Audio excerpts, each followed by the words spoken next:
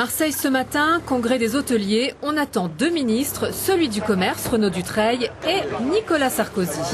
Et oui, ce n'est pas celui que vous attendez. Plus encore que d'habitude, une folle agitation entoure l'arrivée du ministre de l'Intérieur.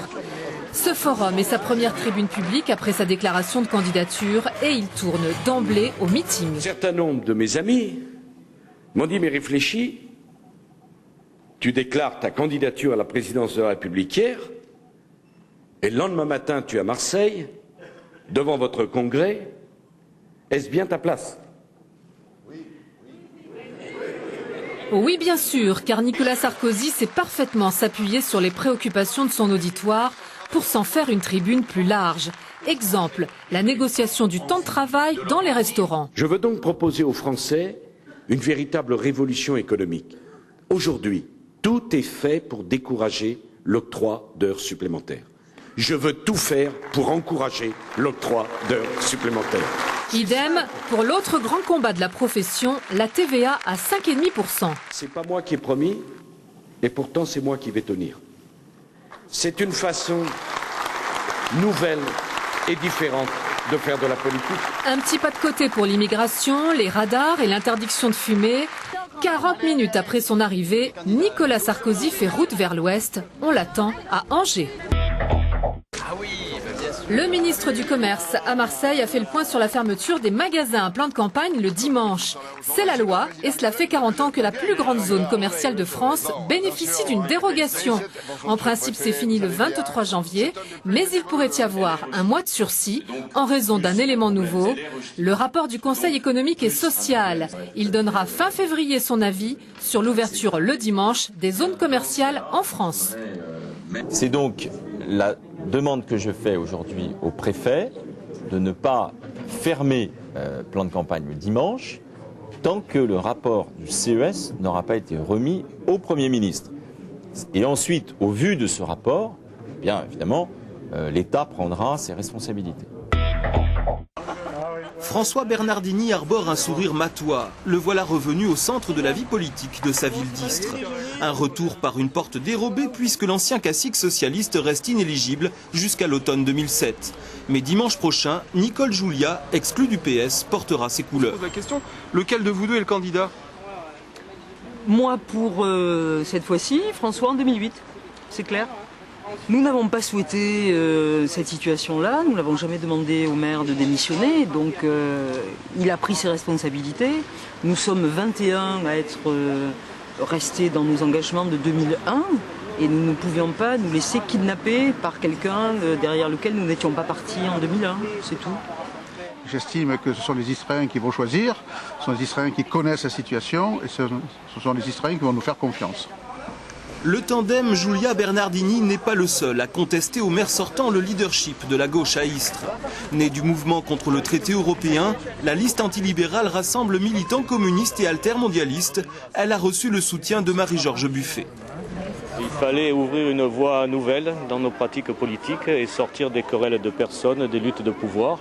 C'est pour ça que nous présentons à ces élections, pour montrer qu'on peut faire autre chose sur Istres que de se bagarrer pour des postes. Pendant que la gauche se déchire, la droite se prend à espérer, même si elle se présente, elle aussi, en ordre dispersé. Ancien attaché parlementaire d'Olivier Darazon, Jean-Claude Vella conduit la liste UDF. Ce sont les électeurs qui décident, mais franchement, il est temps qu'ils prennent leurs responsabilités. Il est temps qu'ils deviennent acteurs de la ville et non plus simples spectateurs. Le temps de changer est arrivé. Il faut qu'ils prennent leurs responsabilités. Il faut savoir oser dans la vie. À droite toujours, un autre proche d'Olivier Darazon se présente sous la bannière UMP. Alain Ragnaud qui dénonce lui aussi ce qu'il appelle un système pervers, selon ses propres termes, un clientélisme poussé à outrance en presque 30 ans de gestion socialiste. La droite à Istres n'a jamais trop fait de bons résultats, mais l'opportunité qui nous est donnée aujourd'hui est une unité de changement total. Et comme je le dis souvent à tous les gens que je rencontre, nous allons être élus pour 15 mois, donc pendant ces 15 mois, que les Israéliens n'hésitent pas à changer d'équipe et à faire un essai avec nous. Pour défendre son candidat, le Parti socialiste n'a pas lésiné sur les moyens. François Hollande en personne est venu à Istres afficher son soutien au maire sortant Michel Caillat. Michel Caillat qui, dans un discours très dur, désigne un adversaire jamais nommé mais clairement identifié, François Bernardini. Nous ne voulons plus de clientélisme outrancier. Nous ne voulons plus de promesses sans fin et inflationnistes. Nous ne souhaitons pas de démagogie et encore moins d'intimidation et de menaces. Parce qu'un homme ne supportait plus de ne plus se voir en photo sur les murs, de ne plus voir son nom dans les journaux. Notre ville est en ce moment en période électorale, alors que nous devrions tous préparer tranquillement les prochaines fêtes de fin d'année. Qu'on l'admire ou qu'on le déteste, à gauche comme à droite, François Bernardini constitue à lui seul le véritable enjeu de ces élections municipales à Istres. Retour triomphal ou exil, entre l'étang de Berre et l'étang de l'Olivier, la question n'en finit pas de provoquer des remous. Avocats et magistrats étaient en grève aujourd'hui. Ils expriment leur exaspération concernant l'indemnisation versée par l'État aux avocats intervenant dans le cadre de l'aide juridictionnelle. L'avocat est rémunéré à peu près 15 € net de l'heure pour son intervention dans le domaine de l'aide juridictionnelle. Il est vrai qu'aujourd'hui, la qualité que doivent les avocats à leurs clients ne peut plus être assurée. Il faut bien comprendre que les magistrats n'ont plus les relais dont ils ont besoin pour mettre à exécution leurs décisions. Pas assez de greffiers, pas assez de fonctionnaires, pas assez de travailleurs sociaux pour appliquer les décisions des juges. Et c'est une situation qui devient intolérable. On est au bord de l'asphyxie. Avocats et magistrats seront dans la rue le 18 décembre prochain à Paris. Ils dénoncent ainsi une justice à deux vitesses où seuls les plus riches auraient accès à la justice. Saint-Auban sera-t-elle la prochaine capitale européenne de l'énergie solaire? Si le projet avance à grands pas, la décision finale n'a pourtant pas encore été prise, car l'enjeu est de taille. Il s'agit en effet ni plus ni moins de créer une usine dédiée à la production de silicium, une énergie utilisée par l'industrie qui fabrique les panneaux solaires. Un marché en très forte progression dans le monde et dont la pénurie de silicium solaire demeure le seul frein. Saint-Auban est donc pressenti par ce consortium européen car le site possède des atouts non négligeables. Le premier, et pas des moindres, est la proximité du groupe chimique Arkema qui pourrait fournir du chlorure d'hydrogène purifié nécessaire pour la production de silicium. Reste que la décision finale dépendra pour ce consortium privé du prix de l'électricité bien sûr et surtout du niveau de subvention publique accordée, subvention qui pourrait représenter un tiers de l'investissement total. À la clé, 250 emplois et peut-être un redémarrage économique pour le bassin de Château-Arnoux qui voit plutôt d'un bon œil le futur développement d'une Silicon Valley à la française. C'est donc un travail partenarial et un apport financier de tous les partenaires qui a permis, je pense en tout cas, d'aboutir à une décision telle que celle que nous avons aujourd'hui et qui nous remplit de joie.